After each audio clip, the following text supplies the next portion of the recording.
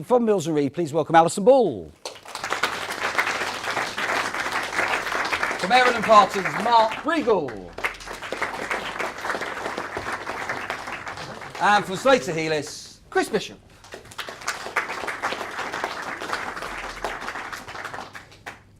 Good. I'm going to start with Alison, not because it's an old-fashioned ladies first, it's because Alison's high red, so I'm definitely starting with you. Just tell the audience your IMA story, how you came to find it, and then what you use it for. Ashley spoke at a Pro Manchester event. I was like, oh, this is brilliant. This is what I've been looking for a long time. And as you've seen, it's very simple, and you can use it straight away. So as to how I've used it, we've used it within our team and within the firm, and that's been really, really helpful. So if I just give you one example of how we've used it in the team, I'm very lucky in my immediate team in the Manchester office here, and that we have at least one of each colour in our team, which I think is actually quite unusual.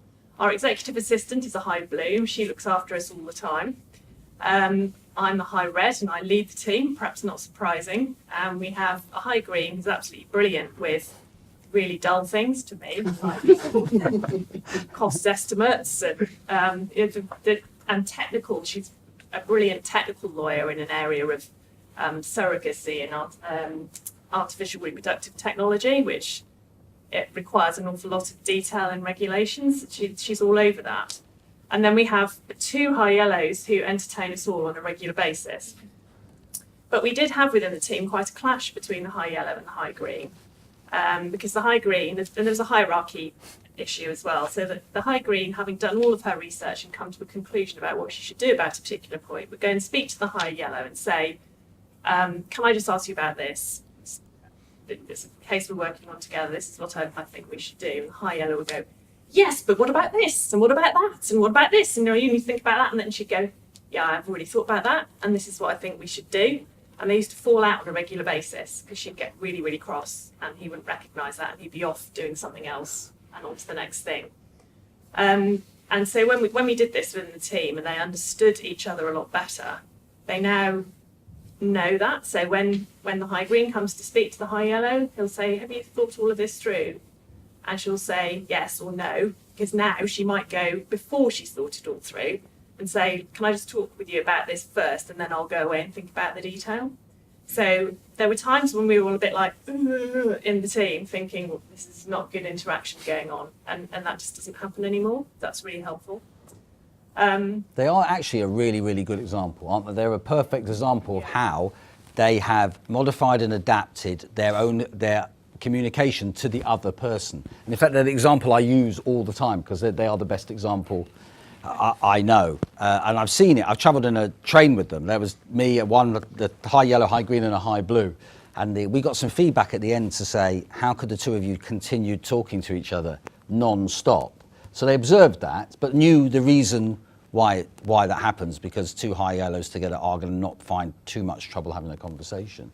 But they are a great example, aren't they, of how it can work within a team and how you can correct then where there was a communication breakdown. Yeah, I mean, it has been really useful. Also, the high blue knows that if I send, in fact, we've got two high blues in the team.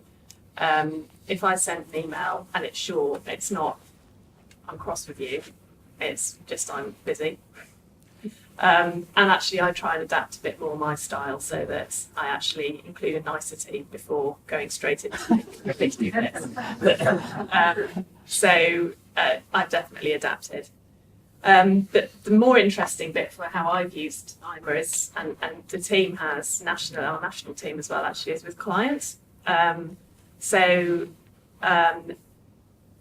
In two very different ways. So one with couples who we're doing pre or post nups for them, so they're actually wanting to stay together. Then I've used IMA with those people, and actually every time I've used it, it's been useful. Sometimes people have got really, really good level of personal insight and they understand that aspect of their relationship already, but quite often they don't. And so it can really unlock difficulties in communications.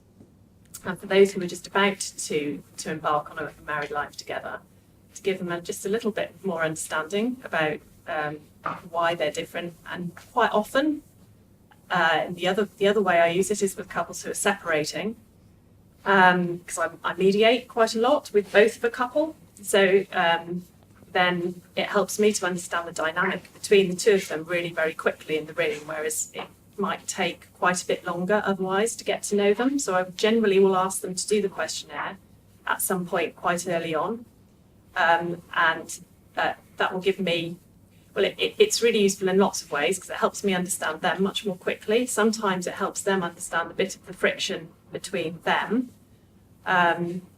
And it also enables us to talk about personality difference in a way that isn't personal. It takes the personal out of that difference. So you can say, well, the reason you're not communicating effectively now is not because you're bad people, it's because you're different people. And opposites attract. It's not unusual to have a high yellow and a high green who are separating and they just do not understand each other at all. So if I've got time to give you a couple of examples. Yeah, please.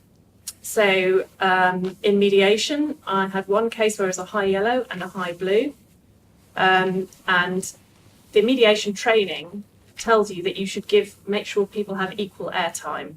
Now, I knew that one was high yellow and one was high blue, so I knew that actually that wasn't going to work for them. The high yellow was going to be more dominant in the conversation because they're assertive. So I didn't worry about that, but I also made sure that the high blue had time to be able to speak and to be able to reflect before they spoke rather than putting them on the spot. And when she did speak, she was really very insightful in everything she had to say. What was nice about working with that couple is that relationship's really key for high yellow and for high blue. So they actually wanted to maintain a good relationship as parents, which is obviously really, really important, but also as a separated couple. And perhaps a bit unusually, actually, they ended up staying together at the end of the process. And so what started out as being a divorce situation ended up being a post-nuptial agreement. But that's not that common. Then I had another case with two high reds, and I knew straight away this was going to be problematic. And it was. We got there in the end, and what was particularly difficult about that was that one had control of some aspect of the family life, the children, and the other had control of the money and the business aspect. So they both had control in their own spheres, but they needed now to cross over those and find a way to move forward separately to sort out a financial settlement and to work out the arrangements for their kids. And actually with that couple, worked together with them in the room quite a bit, and then also did some shuttle mediation where I spoke with each of them separately on the telephone with all the parameters around confidentiality agreed in advance, so that we made much more progress that way. Because I also knew that they could be quite impatient about the slow pace, whereas managing it that way meant that I could work at the pace of each individual that suited them. And we got there in the end. And overall, it would have cost them a great deal less than any other option to get to that point. There was quite a lot at stake. So those are a couple of examples in mediation. But we also use them in our normal legal advisory work as well, because it's key to communicate with your client. It's all about relationship building, isn't it, with your client, to give them a good service. And so if you can understand your client better, it can help you to match the right lawyer with the right client, but also it can just help with how you communicate with them. As Ashley said, if they're a high yellow, just pick the phone up. If they're a high red, send them a really short email.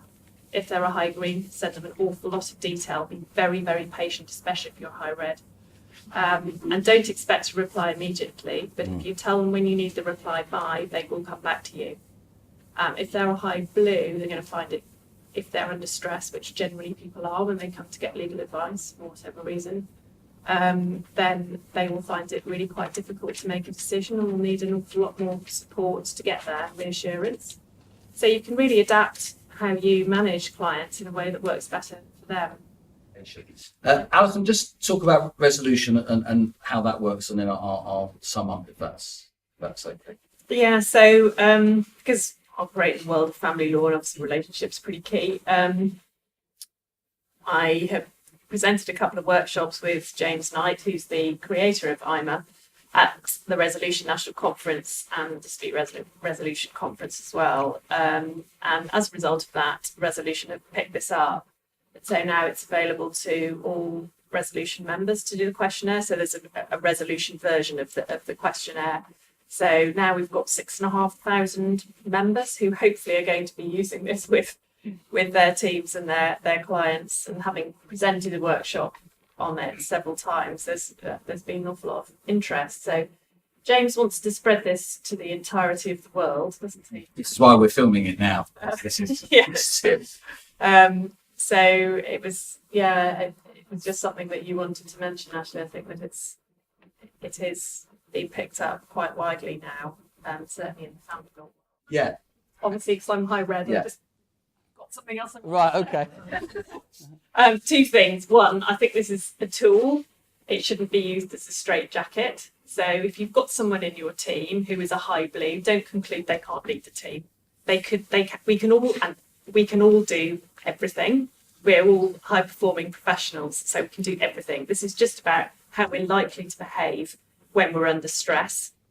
So not to use it as a straitjacket. And the other thing is not to use it as an excuse for bad behaviour. Absolutely. Because that happens in our team as well. I go, oh, it's okay, but no. Yeah, no, that's right. That's good. Stay sat where you are, but give them a huge round of applause.